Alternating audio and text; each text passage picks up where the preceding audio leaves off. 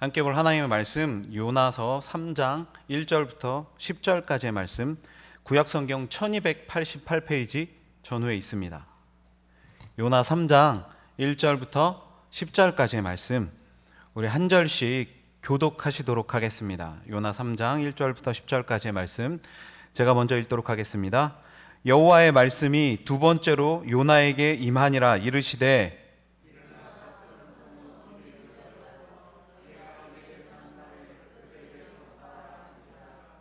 요나가 여호와의 말씀대로 일어나서 니느웨로 가니라. 니느웨는 사흘 동안 걸을 만큼 하나님 앞에 큰 성읍이더라.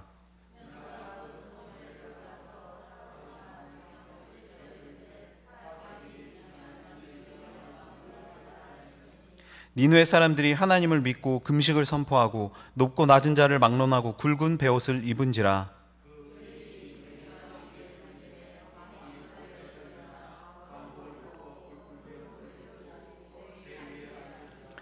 왕과 그의 대신들이 조서를 내려 니느웨에 선포하여 이르되 사람이나 짐승이나 소떼나 양떼나 아무것도 입에 대지 말지니 곧 먹지도 말 것이요 물도 마시지 말 것이며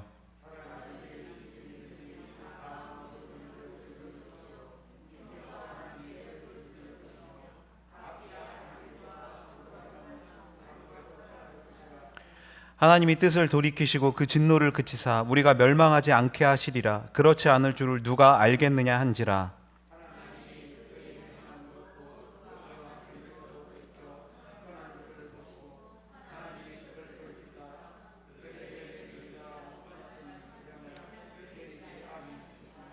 아멘.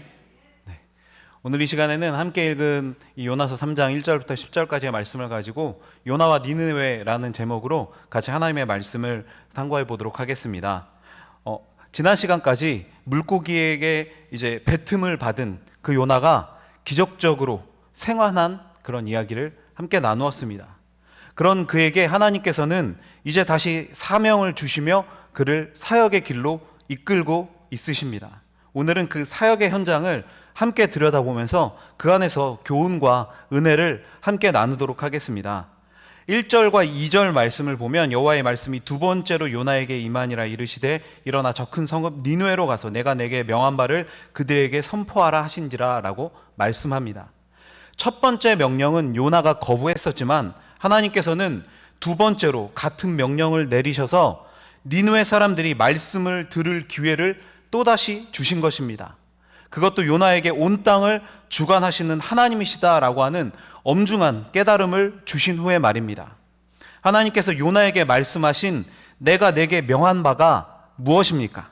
그것은 바로 요나서 1장 2절에 나와 있는 악독이 내 앞에 상달되었음이니라 라고 하는 이 말씀으로 니느웨의 심판이 임박했다라고 하는 것입니다. 그러나 이것은 사실 경고보다는 은혜에 가깝습니다. 왜냐하면 이것이 지금 미리 선포되고 있기 때문인 것이죠. 니느웨 사람들은 자신들의 죄로 인해서 심판을 받아 마땅하지만 이 하나님의 준엄한 경고의 말씀을 통해서 그들이 자신의 죄를 깨닫고 회개하여 심판을 면할 기회를 하나님께서 이제 그들에게 주시겠다라고 하는 것입니다. 마치 죽을 날을 코앞에 두고 있는 사형수에게 형이 면제될 마지막 기회를 주는 것과 마찬가지인 것입니다. 하나님 앞에 중요한 것은 내가 어떤 죄를 지어서 어떤 상태에 처하게 되었느냐가 아니라 죄 지은 이 상태 그대로 하나님 앞에 나아갈 것이냐 아니면 자존심을 내세우고 나아가지 않을 것이냐라고 하는 이 두 가지인 것입니다. 혹시 이 자리에 성경이 잘못되었다던가 혹시 성경이 틀렸다라고 그렇게 생각하시는 분이 계십니까? 아마 한 분도 안 계실 것입니다. 그러나 분명하게 우리가 맞다는 것을 알면서도 우리가 성경적인 삶을 망설이게 하는 이유가 도대체 무엇입니까? 그것은 성경대로 살아도 정말로 우리가 굶어 죽지 않고 일을 잘할 수 있고 건강하게 잘 살 수 있느냐라고 하는 것입니다. 즉 이것이 성경이 바로 이 실제적인 우리의 삶에 얼마나 영향을 줄 수 있느냐라고 하는 것입니다. 이 확신이 부족하기 때문에 말씀을 인정하면서도 그것을 적용하지 못하는 것이고 또 뭔가 손해를 볼 것 같기 때문에 이것을 적용하는 것을 망설이게 되어진다라고 하는 것입니다. 그러나 적어도 이 요나의 케이스를 보면 그 걱정은 없습니다. 왜냐하면 이 선지자의 태도 여하에 따라서 이 모든 그런 그의 행동을 떠나서 그가 한 경험이 매우 실제적인 것이었기 때문입니다. 하나님을 거역했을 때 그가 받게 되어진 이 가공할 시련과 고난, 그 속에 자리한 공포를 그가 체험했기 때문에 훨씬 더 실제적인 면에 있어서 하나님의 말씀을 전할 수 있게 되어진 것입니다. 결과론적이지만 첫 번째 명령을 바로 실행에 옮겼을 요나보다는 두 번째 명령을 실행에 옮기는 이 요나가 전하는 메시지가 훨씬 더 구체적이고 살아 숨쉬는 강력한 메시지가 된다는 것입니다. 물론 처음부터 다 정해진 각본대로 표현이 좀 그럴 수 있지만 물고기 뱃속을 향하여 움직일 수밖에 없었던 것은 아닙니다. 그러나 하나님께서는 요나가 명에 따르던 거역하던 그 모든 일에 다 계획을 가지고 역사를 주관하고 계신다는 것입니다. 그리고 이제 하나님께서는 실제적인 경험을 통해 좀 더 생생하고 놀라운 그 하나님의 역사를 니느웨에 전하시기를 원하셨던 것입니다.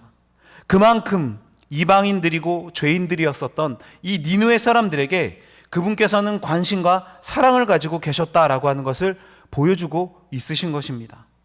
이것은 하나님께서 계속해서 성경을 통해서 우리에게 보여주고 계시는 것입니다. 이스라엘이 애굽에서 나올 때 애굽 백성들은 단지 그 하나님의 반대편에 선 적군으로만 보시지 않으셨습니다. 많은 학자들은 애굽에서 나온 백성들이 단지 이스라엘이라는 단 한 민족, 단 한 혈통에 해당하는 사람들만은 아니었을 것이다 라고 그렇게 보고 있습니다. 그것은 10가지 재앙을 겪으면서 하나님을 인정하고 믿기 시작한 일부 애굽 백성들도 함께 했을 것이다 라고 그렇게 보고 있기 때문입니다. 하나님께서 마지막 10번째 재앙 때에도 무조건 이스라엘만 살려주신 것이 아니라 문설주에 양의 피를 바른 집을 죽음의 천사가 건너가게 하셨던 것입니다. 이것이 뜻하는 것이 무엇입니까? 그것은 이스라엘 사람이어도 양의 피를 문설주에 바르지 않으면 죽음의 천사가 그 집에 들어갈 것이며, 애굽 사람이어도 믿음으로 양의 피를 문설주에 바르면 그 집에 들어가지 않는다라고 하는 것입니다. 구원의 조건이 혈통이 아니라 믿음에 있다라고 이야기하고 있는 것입니다. 가나안 정복 때에도 마찬가지입니다. 혈통을 기준으로 가나안 민족은 전멸하고 이스라엘 민족은 다 살아남아 영광을 누렸습니까? 아닙니다. 불순종으로 일관하던 이스라엘 1세대는 오히려 광야에서 다 죽었고, 이방인이었지만 믿음을 보여준 라합이나 기브온 민족은 이스라엘 민족에 편입되어 구원의 은혜를 누리게 되었습니다. 이 원칙이 지금 이 아수르의 심판에서도 나타나고 있는 것입니다. 하나님께서는 단지 이 아수르가 이스라엘을 괴롭혔다, 이스라엘을 핍박했다라고 하는 그 이유 때문에 전멸시키시는 것이 아니라 그들도 스스로의 죄를 깨닫고 회개할 기회를 주시는 것입니다. 적어도 그 기회조차 없이 단지 이방인이라고 하는 그 이유 하나만으로 죽고 영원한 형벌을 받을 이유는 없다는 것이 하나님께서 전하시는 구원의 논리인 것이며, 이것을 위해 요나에게는 하나님을 경험하는 시간이 더해졌다라고 하는 것입니다.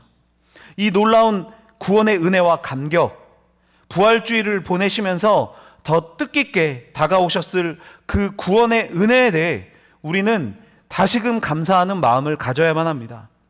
이처럼 세밀하게 인간의 구원을 위해 움직이시는 그 하나님이 계시지 않았다면 우리는 결코 지금 이렇게 이 자리에 앉아서 그 구원의 감격을 노래할 수 없을 것이기 때문입니다. 사실 믿지 않는 사람들이 이스라엘이라는 그 먼 곳에 떨어진 신을 믿는다는 것이 도대체 말이 되냐, 상식적으로 이해할 수 없다, 그렇게 자주 이야기합니다.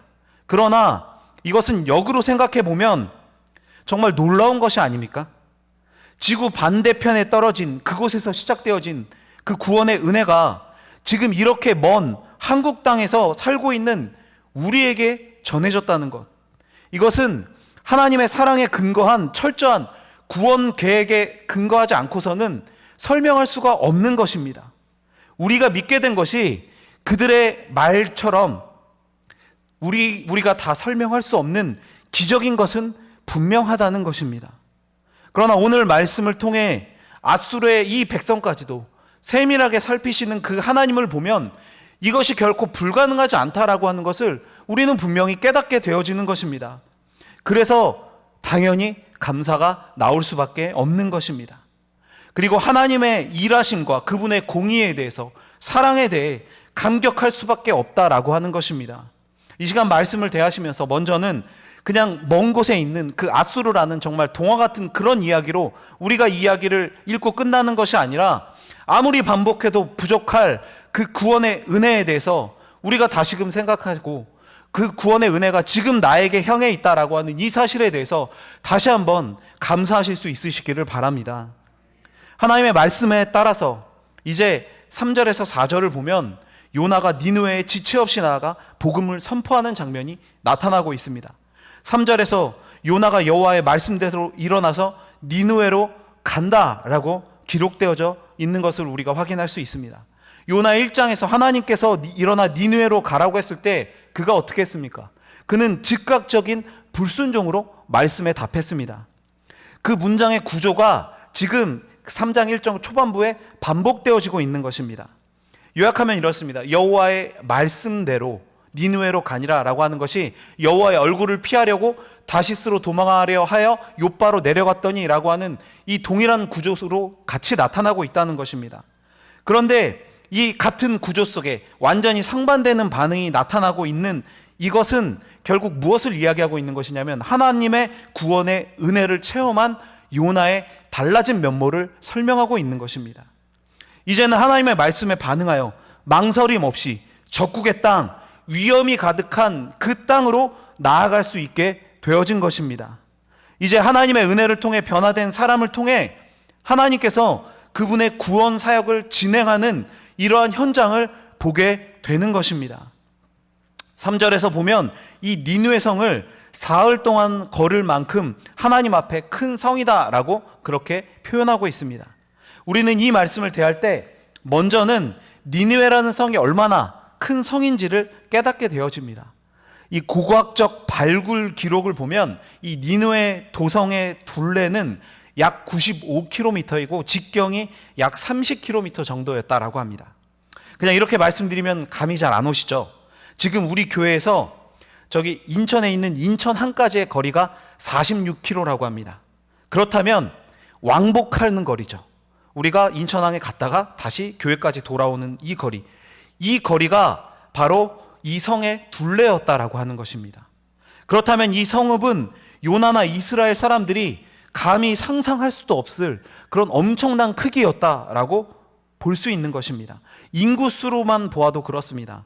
예루살렘보다 컸다라고 알려진 북이스라엘의 수도 사마리아의 인구가 3만 명이었습니다. 그런데 이 4장을 보면 좌우를 분별하지 못하는 자가 니느웨에 12만 명이 있다라고 합니다. 그래서 이 니느웨 인구를 대략 60만 명으로 본다라고 요나서 강의 첫 시간에 제가 말씀을 드렸었습니다. 그렇다면 산술적으로만 계산해도 사마리아의 20배가 되는 인구라는 것입니다. 이런 크기를 과연 요나나 이스라엘 사람들이 본 적이나 있었겠습니까? 경험이나 해봤겠습니까? 그런데 저는 지금 이 성의 크기보다 사실 우리가 더 중요하게 여겨야 하는 구절이 바로 그 뒤에 나와 있는 하나님 앞에 큰 성읍이다 라고 하는 것입니다. 이 말이 무슨 뜻일까요? 이 말이 정말 이렇게 큰 성이어서 하나님이 보시기에도 놀랄 정도로 그렇게 큰 성읍이다 라고 하는 그런 뜻일까요? 아닙니다. 이것은 히브리적 관용구의 최상급의 의미를 지니고 있는 표현입니다. 좀 쉽게 이야기하자면 하나님께서 이 성읍을 매우 중요하게 여기고 계시다라고 하는 것을 강조하는 표현인 것입니다. 뭘 중요하게 여기시겠습니까? 이 성의 크기겠습니까? 아니죠. 바로 이곳에 있는 60만 명의 그 사람들의 영혼을 소중하게 여기신다라고 하는 것입니다. 그들이 심판을 받고 멸망당하는 것을 원하시지 않으신다라고 하는 것을 하나님께서는 이렇게 간접적으로 계속해서 보여주고 계시는 것입니다. 단지 큰 성이라는 이야기를 하고 있는 것이 아니라 이 큰 성에 대한 하나님의 사랑과 관심을 표현하고 있다라고 하는 것입니다. 이 패역하고 이 악으로 똘똘 뭉쳐진 이 백성조차도 결코 가볍게 여기지 않으시는 참 은혜와 사랑이 많은 하나님이 바로 누구의 하나님이죠? 우리의 하나님, 나의 하나님이시다라고 하는 것입니다. 그리고 드디어 이제 요나의 구원 선포가 이루어집니다.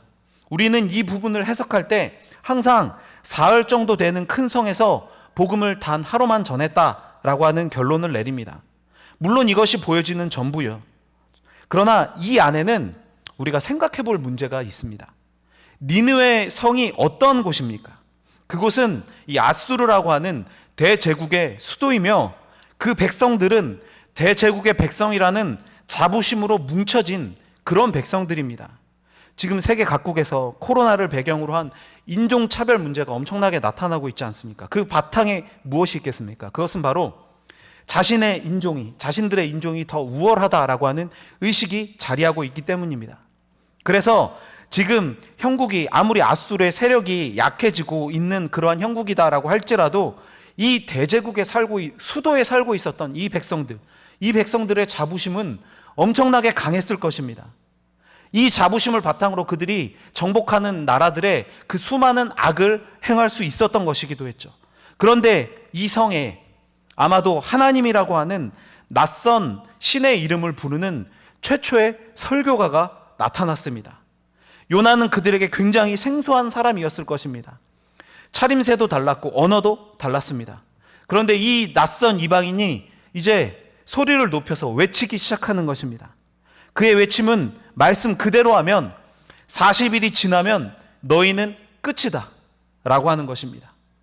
여러분들이 만약 그 자리에 있었다면, 그 자리에 있는 니느웨의 백성들이라면 여러분들은 이 말을 어떻게 받아들일 수 있을까요? 요나 입장에서는 이것이 성의 없이 대충 외치다 말 그런 정도의 이야기가 아니라는 것입니다. 그리고 요나의 설교는 정해진 청중 없이 그냥 사람들이 모여진 곳에서 선포되어지는 일종의 야외 설교와 같은 그런 방식이었을 것입니다. 이런 설교는 사실 엄청난 위험을 감내해야 합니다. 말씀을 듣지 않으려고 하는 사람들의 직접적인 방해를 언제든지 받을 수 있기 때문인 것이죠. 바로 생명의 위협을 느낄 수 있는 그런 상황에 처할 수도 있다는 것입니다.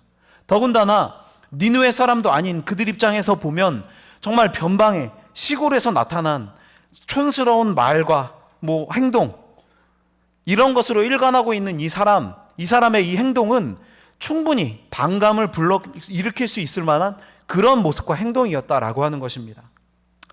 사실 말도 안 되는 내용이죠. 그 내용을 그대로 받아들이기보다는 오히려 저런 미친 사람이 다 있나 라고 그렇게 생각하는 것이 훨씬 더 이해하기 쉬운 그런 내용이었습니다. 그러한 상황에서 지금 요나가 복음을 선포하고 있는 것입니다. 분명 요나의 열심은 많은 의심을 받고 있습니다. 특히 그가 이 성에서 하루 동안 복음을 선포했다라고 해서 그의 저의를 의심하는 눈초리들이 참 많이 있습니다. 그러나 중요한 것은 하루가 되었든 사흘이 되었든 그는 목숨을 걸고 그 자리에 선 것입니다. 그것만으로도 이 선지자가 하나님의 은혜로 변화되었다라고 하는 이 사실을 짐작해 할 수 있는 것입니다. 그는 하나님의 명령에 따라 지금 이곳에 왔고 하나님의 명령에 따라 복음을 선포하고 있는 것입니다. 그의 모든 노력이 폄하되어서는 안 되는 것입니다. 그래서 하루만 이 성에서 복음을 선포했다라고 하는 이 말씀도 우리는 좀 중립적인 시각으로 이 말씀을 볼 필요가 있습니다.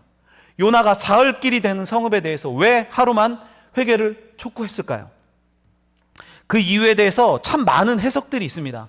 그러나 우리 성도님들이 그것을 다 아실 필요는 없고 두 가지의 아주 중요한 해석만 아시면 될 것 같습니다. 첫 번째는 우리가 가장 잘 알고 있는 요나가 사흘 동안 다니면서 외치는 것을 원치 않아서 그냥 하루 정도만 다니면서 외쳤을 가능성을 이야기합니다. 그리고 두 번째는 요나가 사흘 동안 다닐 계획을 잡고 말씀을 선포하기 시작했는데 하루 만에 그 니느웨 사람들의 회개가 엄청나고 광범위하게 시작되어서 더 이상 사실 말씀을 전할 필요가 없어서 멈추고 말았을 가능성입니다. 이 두 가지 모두 설득력을 가지고 있고 다음 4장에서 등장하는 요나의 불만 섞인 태도와 연결해도 전혀 문제가 될 것이 없습니다. 저는 사실 이 두 번째 의견에 좀 더 동조합니다. 그 이유는 요나는 분명 하나님께 회개하고 니느웨에서 사역을 시작했기 때문에 만약 시작하면서도 이 사역을 하기가 싫었다라고 한다면 그가 정말 하나님께 멱살을 잡혀서 끌려온 것과 같은 그런 상황이 되기 때문입니다. 물론 이후부터 벌어지는 상황 속에서 버렸다고 생각했었던 자기 자신의 생각이나 감정이 다시 튀어나와서 하나님 앞에 이제 불평을 늘어놓게 되지만 그것은 처음부터가 아니라 니느웨 사람들의 반응, 즉 그들의 회개를 본 후에 나타난 모습이지, 아예 처음부터 그렇다고 본다면 앞에서 등장했었던 2장에서 등장했었던 요나의 회개도 결국은 거짓된 회개가 되는 것이고, 하나님께서 하신 그 많은 훈련도 결국 그다지 영향력이 없는 쓸모없는 그런 훈련이 되어버리기 때문입니다. 이처럼 제가 여러 가지 부연 설명을 드렸지만 사실 어떤 것이 더 정확한 것인지는 나중에 우리가 천국 가서 요나를 만나서 물어보고 결정을 하면 될 것 같습니다. 그러나 적어도 요나의 이 외침의 진정성만은 의심할 필요가 없는 것이며, 그로 인해서 뜻하지 않는, 요나 입장에서는 뜻하지 않는 엄청난 회개를 불러일으켰다라고 하는 것입니다. 니느웨 사람들은 사실 지금까지 인격적인 신에 대해서 들어본 적도 없고 생각해 본 적도 없습니다. 당시 그 고대 근동에서 인격적인 신에 대한 개념 자체가 없었습니다. 말씀하시는 하나님이라는 개념이 없었다라고 하는 것입니다. 그런데 이 요나의 확신을 담은 이 설교를 들으면서 40일 후에 이 신이 우리를 정말 멸망시킬 수도 있겠구나라고 하는 그러한 마음이 그들 사이에 들기 시작한 것입니다. 니느웨 성 사람들의 마음이 움직이기 시작했다라고 하는 것입니다. 어떻게 하루의 설교로 인해 사람들이 이렇게 변할 수 있을까요? 우리는 이것을 생각해 볼 수 있습니다. 그러나 이것은 성경에서 분명하게 기록된 대로 가능합니다. 우리 생각으로는 불가능해 보일지 모르지만 또 이것에 대해서 현대에서는 말씀으로 안 된다, 말씀으로 변하지 않는다라고 하는 회의적인 시각도 많이 있지만 성경이 이것이 가능하다라고 분명하고 힘있게 선포하고 있는 것입니다. 그렇다면 우리는 이것을 시대가 어떻게 바뀌건 간에 분명하게 믿어야 한다는 것입니다. 선포되는 말씀은 설교자 개인의 능력이 아니라 하나님께서 함께 하시기 때문인 것이죠. 이 사실을 믿지 못한다면 우리가 아무리 좋은 설교를 들어도 그것은 그냥 좋은 이야기로만 끝나지 나의 삶에 전혀 영향력을 주지 못하는 것입니다. 하나님께서 일하심을 믿는다면 하나님의 말씀이 선포될 때 사람이 변할 수 있다는 것도 우선적으로 믿어야 하는 것입니다. 그래야 내가 말씀에 따라 먼저는 내 자신이 변화될 수 있는 것이고 내 주변의 사람들을 변화시킬 수 있는 것입니다. 그것이 아니라면 우리가 도대체 왜 말씀을 들어야 하는 것입니까? 지금 말씀을 들은 니느웨에 분명한 하나님의 역사가 나타나고 있습니다. 하나님께서는 우리가 생각하는 것보다 더 세밀하고 더 치밀하게 이 모든 사역을 준비하고 계십니다. 많은 학자들과 설교가들이 동의하고 있는 내용이 하나 있습니다. 성경에 직접적으로 기록되지 않아서 말씀드리기 조금 조심스럽기도 하지만 그것은 어떠한 것이냐면 요나가 설교하기 전에 니느웨 성에 큰 흉년이나 전염병이 돌아서 많은 사람들이 죽는 큰 어려움을 그들이 경험했을 것이다 라고 하는 추측입니다. 이런 어려움으로 인해 그들의 하늘 높았던 콧대가 꺾였고 그들의 교만이 낮아져 있었던 그 상태에서 갑자기 나타난 한 선지자의 설교로 인해 그들에게 이것이 우리 앞에 펼쳐질 수도 있겠구나, 이것이 신의 역사이구나 라고 하는 거룩한 두려움이 찾아오게 된 것이고 그것이 즉각적인 회개 운동으로 나타났다라고 보는 것입니다. 이런 모든 과정을 보았을 때 이것은 구약 성경에서는 직접적으로 나타나고 있지는 않지만 신약 성경에서 항상 이야기하는 성령님의 역사임을 분명하게 보여주고 있는 것입니다. 물론 이것은 전적으로 하나님께서 그들을 불쌍히 여기셨기 때문입니다. 그것이 아니고서는 그 어떠한 것도 설명할 수가 없습니다. 그러나 이 안에는 한 가지 중요한 요소가 분명하게 포함되어져 있습니다. 그것은 바로 하나님의 역사를 확신하는 강력한 설교가가 있어야 한다는 것입니다. 선지자의 확신이 있는 이 외침이 낯선 이방인이라는 신분의 한계를 넘어서 그들 마음 가운데 자리한 두려움과 합쳐져서 그들을 회개의 자리로 이끌어냈다라고 하는 것입니다. 그래서 저는 처음부터 요나가 비협조적이었다는 것에 동의하지 못하는 것입니다. 요나는 물고기 뱃속에서 강력한 하나님의 은혜를 경험했습니다. 그래서 그 하나님의 명에 따라 자신이 경험한 하나님을 지금 이 낯선 곳에서 자신의 생명을 걸고 힘있게 선포하고 있는 것입니다. 우리가 잘 알고 있는 평양 대부흥 운동을 포함해서 전 세계에 나타나는 강력한 부흥의 역사에도 언제나 그 시작점에는 강력한 설교가가 전하는 분명한 하나님의 말씀의 선포가 있었습니다. 하나님의 말씀이 이렇게 힘있고 분명하게 선포되어지자 사람들이 방향을 잡고 분명한 죄의 고백과 회개의 모습이 나타났고 이것이 영성의 운동으로 이어졌다라고 하는 것입니다. 불가능하다라고 여기는 사람들의 변화를 이끌어냈다는 것입니다. 저는 지금 이 니느웨 성에 나타나는 회개를 통해서 그 성경의 역사, 교회의 역사에서 나타나는 그 하나님의 일하심의 역사를 그 구조와 그 형식을 분명히 확인할 수 있었습니다. 그것을 간단하게 정리하면 먼저 구조는 이렇습니다. 하나님께서 모든 영혼을 사랑하시며 구원하시기를 원하십니다. 그리고 두 번째는 하나님께서 이 죄악된 백성들을 회개하기 위해서 보낼 한 사람을 준비하시고 그를 단련시키십니다. 그리고 세 번째로는 하나님께서 죄악된 백성들의 교만을 꺾으시고 겸비하게 하사 말씀을 받을 준비를 하게 하시는 것이죠. 그것이 니느웨 성에 나타났던 기근이나 전염병이었다라고 하는 것입니다. 그리고 네 번째로는 하나님께서 택하신 한 사람을 통해 분명하고도 확실한 말씀을 선포하게 하십니다. 그리고 다섯 번째로 성령님께서 그 자리 가운데 역사하셔서 그 안에 힘을 더해 주셔서 회개의 역사, 영적인 각성이 일어나게 만드신다라고 하는 것입니다. 그리고 마지막으로 여섯 번째로 그 자리가 바로 하나님의 구원의 은혜가 임하는 자리가 되어진다라고 하는 것입니다. 그렇다면 이 구조 속에서 나타나는 것, 요나의 이야기는 따로 떨어진 동화 같은 그냥 환상 같은 그런 이야기가 아니라 계속해서 지금 성경 속에서 반복되어 온 하나님의 구원 역사와 흐름을 같이 하고 있는 또 다른 부흥의 현장이 나타나고 있는 그런 은혜의 자리, 은혜의 이야기다라고 하는 것입니다. 그리고 그것이 지금 이방인에게도 나타남으로써 하나님의 구원의 은혜가 이제 이방인에게도 나타난다라고 하는 이것을 통해 하나님의 확장되어진 사랑을 보여주고 계시는 것입니다. 그리고 이 사건과 말씀을 대하는 전에 듣게 되어질 이스라엘 백성들에게는 저 이방인들에게도 알고 깨닫는 그 사실을 왜 우리가 깨닫지 못하는가라고 하는 이것을 통해서 그들 스스로 회개의 자리로 나올 수 있도록 권면하게 되는 강력한 메시지가 된다는 것입니다. 그래서 예수님께서 신약 성경을 통해서 이 요나 이야기를 하셨고 이 니느웨 사람들의 비유를 통해서 그 당시에 있는 이스라엘 사람들을 책망하신 것입니다. 그것도 같은 이유가 되어지는 것입니다. 이 하나님의 구원의 역사에 나타난 놀라운 모습을 보십시오.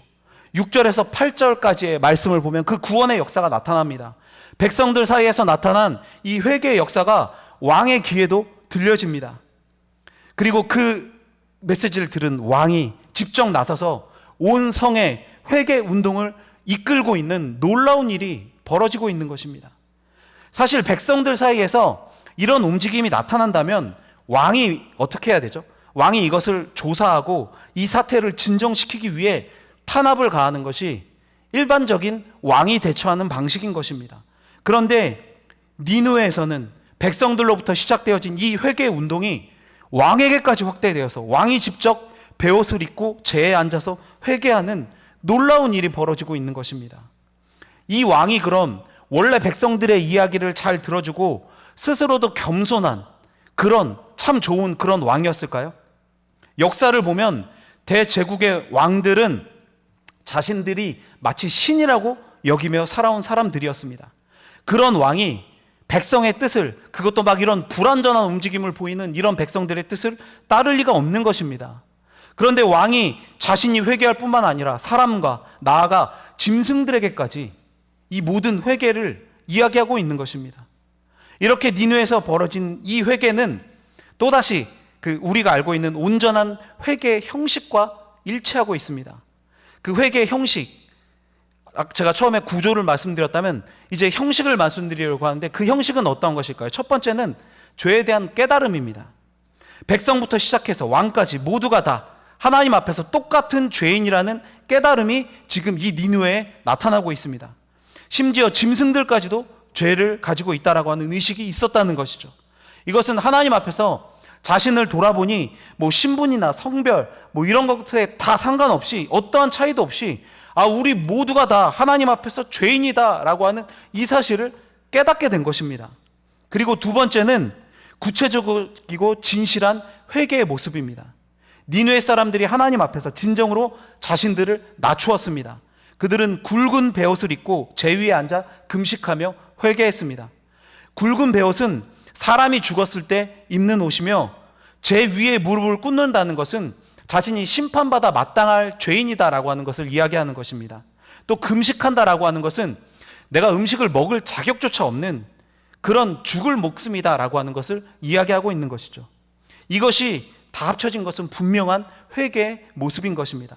그렇다면 요나의 설교를 들었을 때 하나님이 니느웨 성을 멸망시킬 능력이 분명하게 있으신 분이다라고 하는 것을 그들이 믿게 되었기 때문에 이런 회개의 모습이 나타났다라고밖에 볼 수가 없는 것입니다.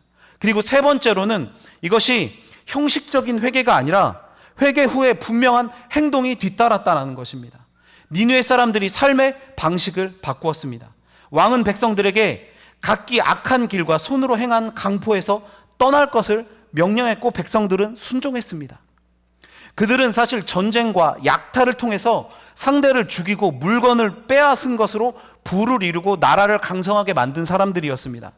그런 자들에게 지금 악한 길과 강포에서 떠난다라고 하는 것은 삶의 방식을 완전히 뒤집어 엎는 것을 이야기하는 것입니다. 이 삶의 방식을 완전히 바꾼다라고 하는 것이 얼마나 어려운 것인지는 제가 따로 설명을 드리지 않아도 이 자리에 계신 모든 분들이 아마 다 알고 계실 것입니다. 그럼에도 불구하고 그들이 지금 바꾸기를 결심한 것입니다. 회개가 그냥 입으로만 회개했습니다라고 말하다가 끝나는 것이 아니라 삶의 변화로 나타나는 진정한 회개가 지금 니느웨에서 벌어지고 있다라고 하는 것입니다. 이렇게까지 철저한 회개가 나타나면서 그들이 바라는 것이 무엇입니까? 9절을 보면 하나님이 혹시 그 뜻을 돌이키시고 다시 한번 기회를 주시지 않을까, 그렇게 이야기하고 있는 것입니다. 뭔가 대단한 것을 요구하고 있는 것이 아닙니다. 지금 왕의 말에서 나타나는 분명한 사실은 자신들의 죄는 분명한 것이고, 이것이 하나님 보시기에 그 어떠한 노력으로도 그 뜻을 바꿀 만한 그러한 일이 될 수 없다라는 것입니다. 다만 자신들이 하나님 앞에서 이렇게 변화된 모습을 보이며 노력하면 그래도 하나님이 우리의 모습을 보시고 혹시 용서해 주시면 참 좋겠다라고 하는 그 정도의 기대를 가지고 이들이 지금 행동을 하고 있다라는 것입니다. 이방인, 그것도 자신을 신이라고 여기는 엄청난 대제국을 다스리는 왕이 하는 말이라고 누가 믿을 수가 있겠습니까? 이 말만 들으면 정말 수준 높은 신앙인이 이야기하는 것처럼 들리기도 합니다. 그렇다고 말만 하는 것이 아니라 행동이 뒷받침되고 있다라는 것입니다. 이런 놀라운 부흥의 역사, 이런 놀라운 회개의 역사가 나타나는 이곳에 하나님께서 어떻게 하실까요? 이들을 외면하시겠습니까? 절대 그렇지 않으시죠. 10절 말씀을 보면 그들의 모든 죄를 용서해 주시는 하나님의 모습이 나타나고 있는 것입니다. 말씀을 정리하겠습니다. 오늘 말씀을 통해서 우리는 두 가지의 교훈을 생각할 수 있습니다. 첫 번째는 하나님께서 죄악된 니느웨 사람들에게 회개할 기회를 주신다는 것입니다. 그들에게 주어진 40일은 그냥 카운트다운이 시작되어서 멈출 수 없는 폭탄의 타이머와도 같은 그런 시간이 아닙니다. 이 40일이 자신들의 변화된 모습을 하나님 앞에 보여드릴 수 있는 기회로 주어진 시간이었다라고 하는 것입니다. 하나님 앞에서 이렇게 생각하고 변화될 시간이 있다라고 하는 것이 얼마나 큰 은혜인가라고 하는 것을 혹시 생각해 보신 적이 있으십니까? 하나님께서 우리의 죄악을 그때 그 자리에서 심판하셨다면, 정말 죄송한 얘기지만 이 중에 살아서 지금 이 자리에 앉아 계실 분이 과연 계실까요? 저를 포함해서 말입니다. 아무도 없으실 것입니다. 우리에게 남은 시간이 하루인지 1년인지 10년인지 누구도 알 수 없지만 하나님의 말씀으로 변화된 모습을 보여드릴 수 있는 기회가 지금 이 자리 우리에게 있다라고 하는 것이 얼마나 큰 은혜인 것입니까? 하나님께서는 지금 여전히 우리에게 기회를 주고 계시는 것입니다. 이 기회를 내 욕망이나 욕심을 위해서 허비해서는 안 되는 것입니다. 오늘 하나님이 죄악된 나를 여전히 살려주시고 밥을 먹고 대화하고 이렇게 예배하며 기도할 수 있게 하셨다는 것은 하나님께서 아직 우리를 사랑하신다는 분명한 증거가 되는 것입니다. 그래서 우리는 온 힘을 다해, 온 마음을 다해 이 기회를 잡아야 하는 것입니다. 하나님께서는 이 죄악된 니느웨 백성들조차도 참된 회개의 자리로 나왔을 때 용서해 주셨습니다. 그렇다면 죄 많은 우리, 부족한 우리가 하나님 앞에 진정으로 나아갈 때 막 살인자요, 핍박자였던 이 사람들도 용서해 주셨는데 우리를 용서해 주시지 않겠습니까? 우리가 조금 교만할 수 있겠지만 우리는 누구를 죽이진 않았지 않습니까? 그렇다면 우리의 그러한 죄악도 하나님께서 용서해 주시지 않겠습니까? 오늘 말씀은 니느웨 백성들을 사랑한다고, 이방인이고 들러리 같은 우리도 분명히 사랑한다라고 말씀하시는 하나님의 사랑의 음성이라는 것입니다. 이 음성을 듣고 하나님께서 우리에게 주신 그 기회를 분명하게 붙잡을 수 있는 저와 여러분이 되시기를 바랍니다. 두 번째로는 이 니느웨 성의 회개 운동을 일으킨 한 선지자의 모습입니다. 그는 불만 많고 생명을 계속해서 걸어야 하는 이 길에 하나님께 순종하는 모습으로 그래도 나와왔습니다. 그리고 담대하게 자신이 경험한 하나님을, 모든 것의 주인 되시는 하나님을 이방 나라에서 힘을 다해 외쳤습니다. 그의 외침이 결국 니느웨 성의 변화를 이끌었습니다. 이처럼 하나님의 역사에는 부흥의 역사를 통해서도 우리가 회개 역사를 통해서도 계속해서 살펴봤지만 그 하나님을 힘있고 담대하게 말씀을 선포하는 자가 항상 그 중심에 있습니다. 저는 우리 모두가 목사는 아니지만 우리 모두가 그 자리를 좀 욕심냈으면 좋겠습니다.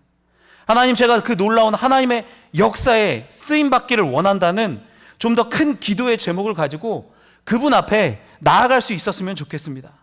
단지 나와 또 가족의 건강이나 그냥 우리가 잘 되기를 바라는 그냥 이런 것에 머물며 만족하고 불만족하고 이렇게 참 작은 범위에서 우리의 신앙생활을 유지해 나가는 것이 아니라 하나님께서 하실 일을 소망하며 아버지의 마음과 뜻을 깨달아 온전히 반응하여 살 수 있게 해달라고, 그렇게 우리가 좀 더 큰 기도의 제목을 가지고 좀 더 큰 뜻을 가지고 그렇게 기도하며 나아갈 수 있으면 좋겠습니다.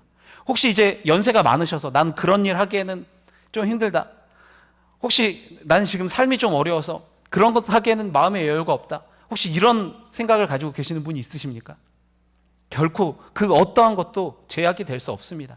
하나님은 우리의 있는 그 모습 그대로, 지금 우리가 있는 그 자리, 그 환경 그대로 하나님께서는 우리를 사용하실 것입니다.